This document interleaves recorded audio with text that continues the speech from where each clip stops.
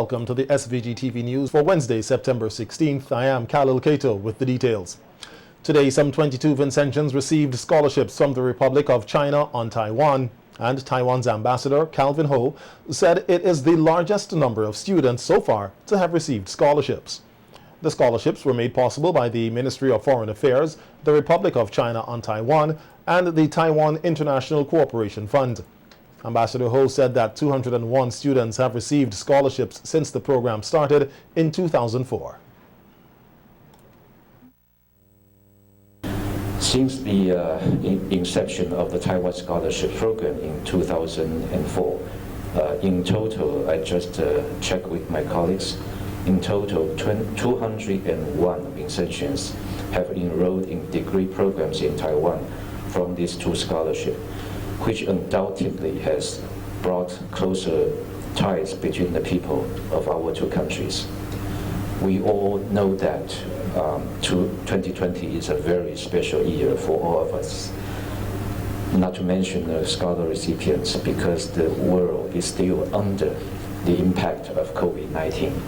So although the pandemic delays their departure for Taiwan for about 1 month, but I'm pleased to say that while adhering to the guidance of the protocols of Taiwan government to contain COVID-19, every related agency in Taiwan, including our embassy, has done the best to expedite the process for the scholarship recipients to go to Taiwan. Ambassador Ho highlighted some of the areas of study that the students in this batch will pursue. To pursue their study. So then this year the students are going to pursue degrees ranging from international health administration, mechanical engineering, international business and trade, international studies, and school of medicines, etc. So we are especially glad that there are 15 of them will take the Mandarin Chinese program for the first year. I'm sure that all kinds of relations and cooperation between our two countries will be further advanced with more Vincentians being able to speak Mandarin Chinese. So,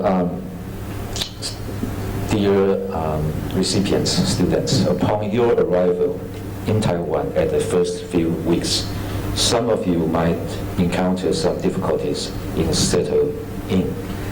I freshly remember that Jamal's sister told me about her experience studying in Taiwan. But Minister of Education Sinclair Prince thanked the Republic of China on Taiwan for providing the opportunities to Vincentian students, noting that Taiwan has played a very important role in this country's education development. People here now, once upon a time, it was difficult to get students to come forward to take up the scholarships in Taiwan because they thought it was so far away. I was new to them. Nowadays, I heard from the ambassador some time ago how many people have applied for scholarships in Taiwan. He tells me that the word has come back, that it is a wonderful opportunity to study, wonderful place to study, and that the quality of education that you get is really, really good. There are many people here in this room and in the rest of St. Vincent and the Grenadines at all levels of society who have studied in Taiwan and who have extolled and expressed the praises of that country and the quality of education which they have gotten in all spheres, not just in one way, business or engineering or whatever. We have people in education, people in engineering, etc. Minister Prince extended best wishes to the scholarship recipients and encouraged them to work hard. I hope that you will enjoy your time in Taiwan, that you will study very, very hard while you enjoy the culture and you get immersed in it, and that you will keep in mind the goal, which is to get your degree and come back to help develop St. Vincent and the Grenadines. I know soon the Taiwanese ambassador will also be handing out scholarships at the level of the primary schools and the secondary schools. We look forward to that also.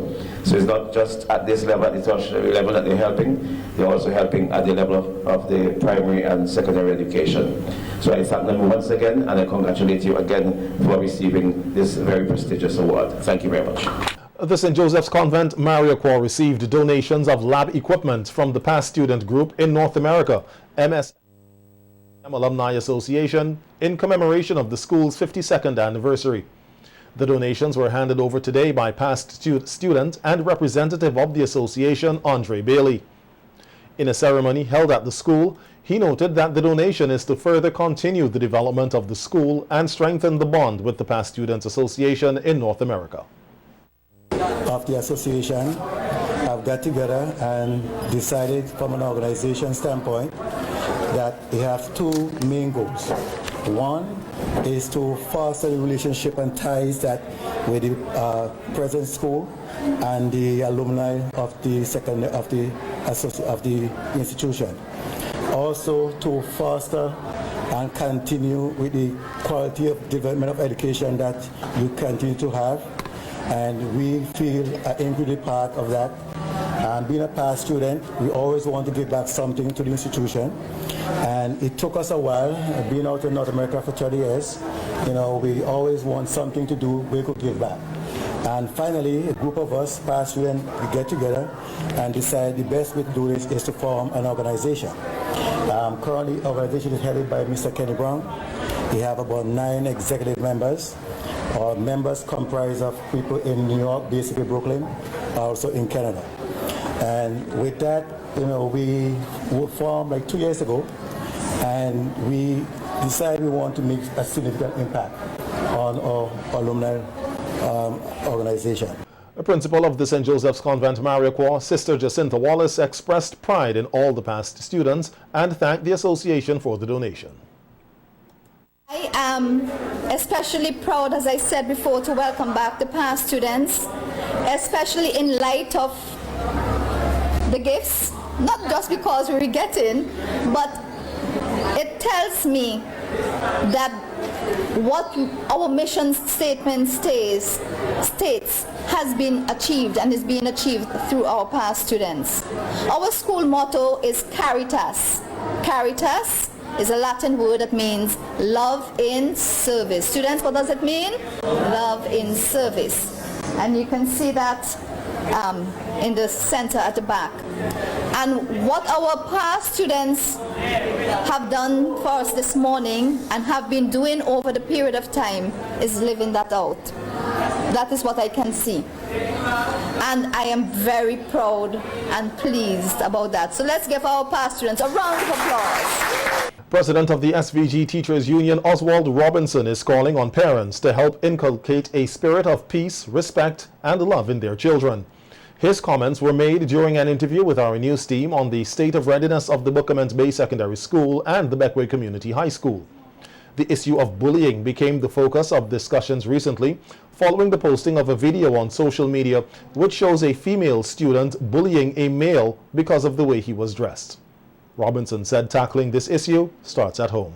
There is no need for bullying, but in any society you're going to find things going out of hand at some times. And this brings additional responsibility on our teachers. Because when a teacher could be devoting a little bit more time to deal with planning and preparation to enhance the teaching and learning environment, they have to take a lot of time to deal with conflict resolution. It goes all the way up to the principals. The normal day of a principal, you must have some kind of conflict, some kind of bullying to deal with. So we have to start it from the home, encourage our parents to get our students to go to school, to respect each other, and to work in peace and in harmony. Then the teachers would more or less put the icing on the cake and rub it in and endorse it, and ensure that the students show love and respect for each other, right? The Teachers Union president also called on members of the community to help build a safe and caring environment for students. Some of these, sometimes you may see them lurking around these schools at break time, lunchtime, and in the afternoon. And that is why sometimes you have a little fight after school by other students who are not necessarily from that particular school. We want to encourage those out there to try to generate an environment of care and love and protection rather than warfare. because it could wander off into other things. We may have adults getting involved in violent activities and that sort of thing. So it's a whole collaborative approach.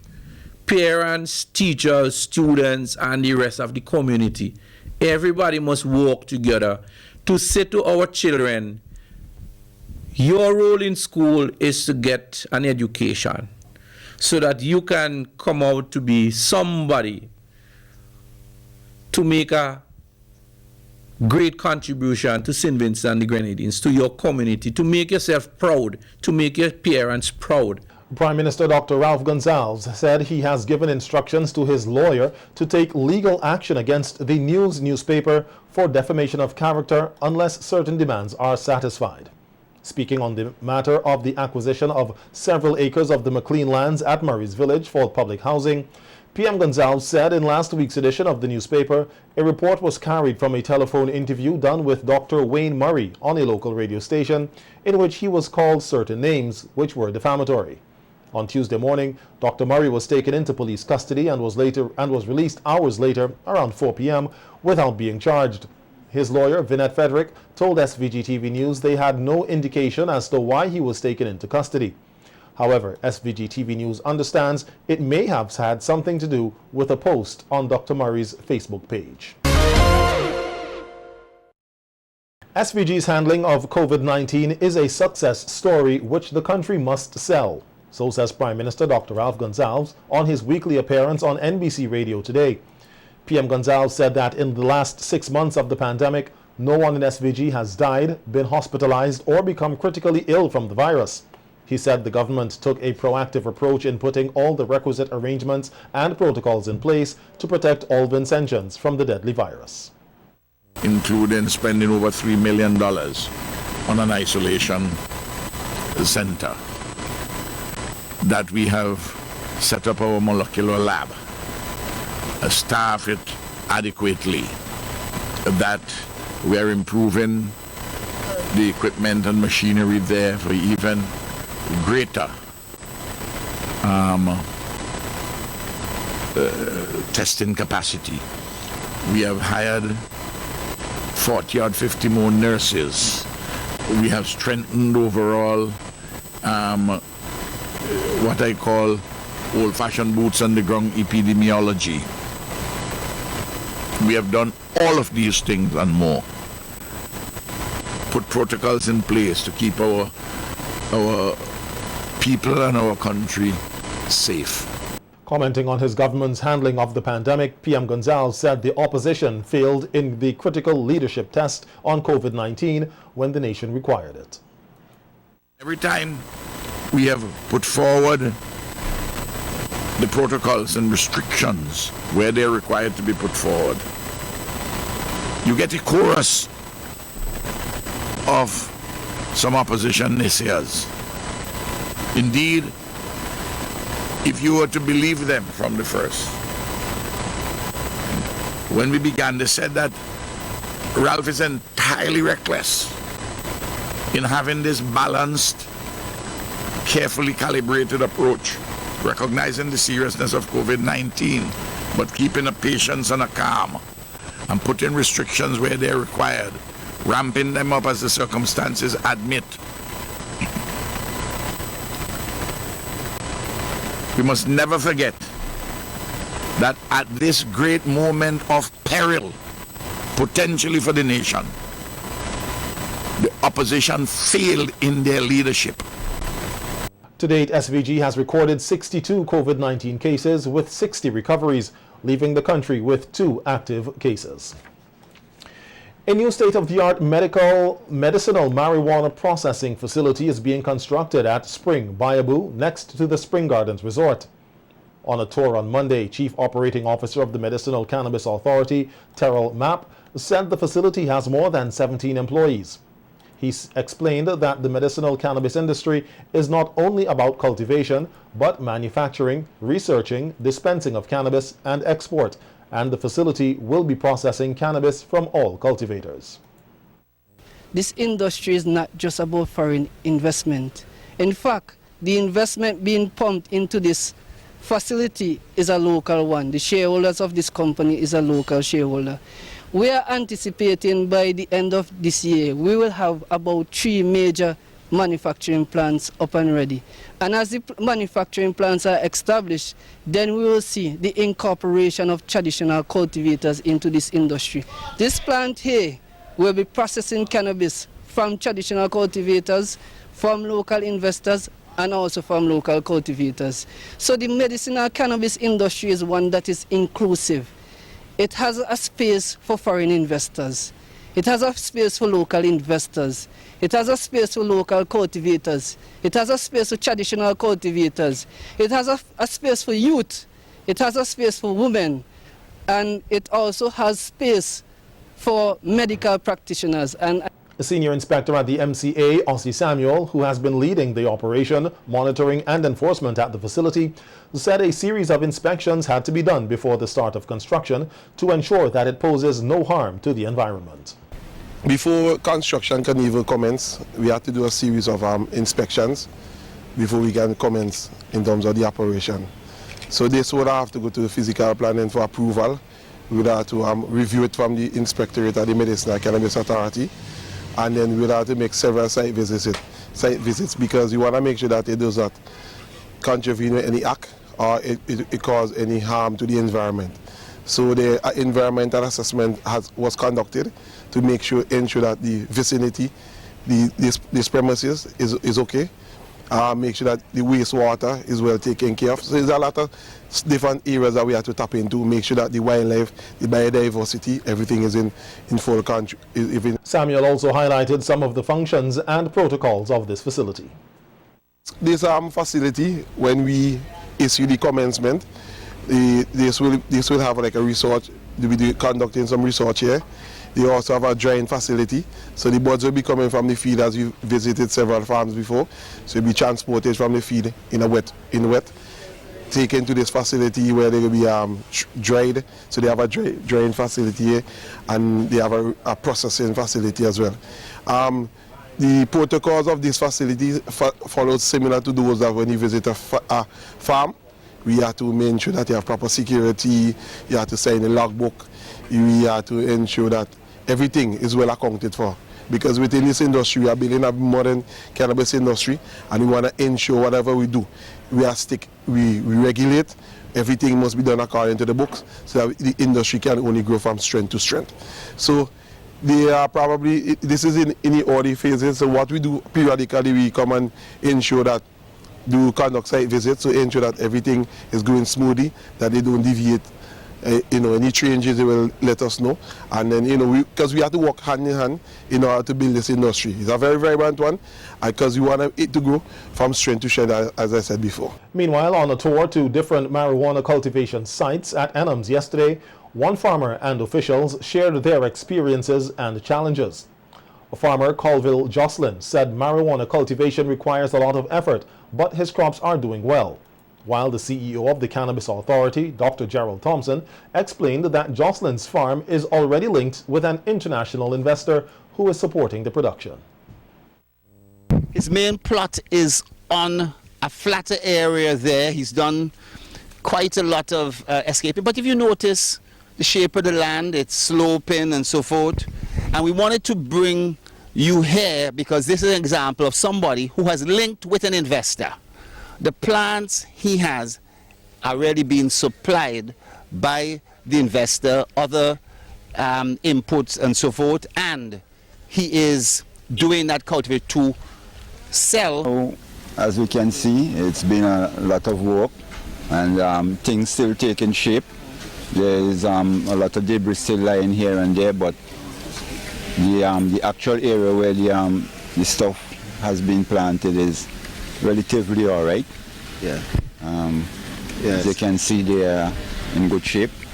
Yes. And there's a lot of work to be done, but as time goes on, I guess I'll get there. Given the opportunity to work with Mr. Jocelyn, when we first visited Mr. Jocelyn, we saw that he needed help. And to grow medicinal cannabis, you have to practice good agricultural practices. That must be in place. And as you may look at the soil and the areas rather clean, that is good field husbandry. That must be practiced in good agricultural practices. Well, we walk along with Mr. Jocelyn for the time, and we have seen that he learns very fast. Yeah. And things that were absent, we put it into place for Mr. Jocelyn. While the farm has not yet been fenced and also has no security cameras as required, Dr. Thompson said that the law allows this for a while to give the traditional cultivators time to get the resources needed to properly secure the farm.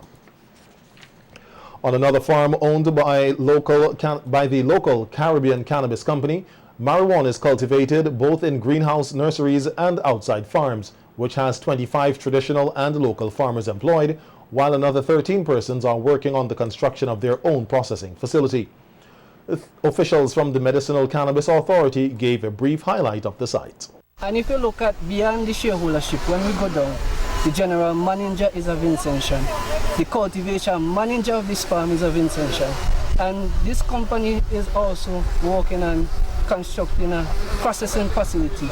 And the person who is spearheading, who is leading that, is also a young Vincentian. Air is captured under a seed to sale. We know if a plant dies. The authority, this is supposed to be reported to us. We know how many plants have gone out to a traditional cultivator who has a contract with this company to plant with them and so forth.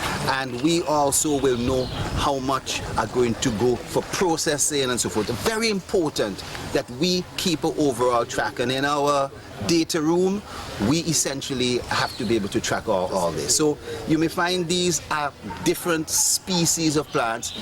They want to know which ones are going well in Vincentian conditions, which are not going, and their local strains here. They've picked out some very special local strains that they're watching and monitoring and so forth too.